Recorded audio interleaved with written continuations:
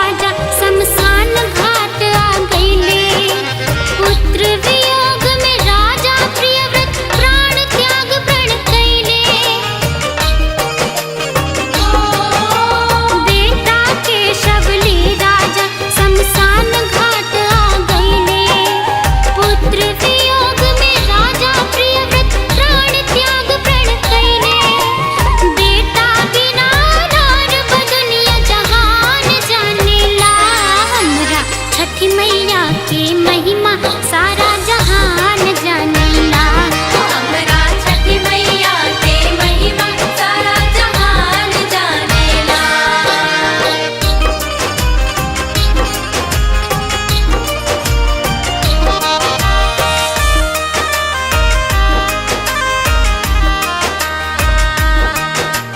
प्रकट भइल छठी माता सुंदर शोभे हाथ कमल से।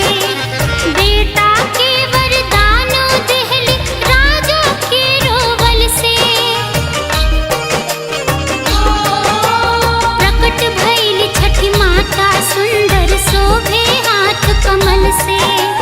बेटा के वरदानो देहली राजा के रोवल से। राज के नर नारी सोहर के तान जानेला।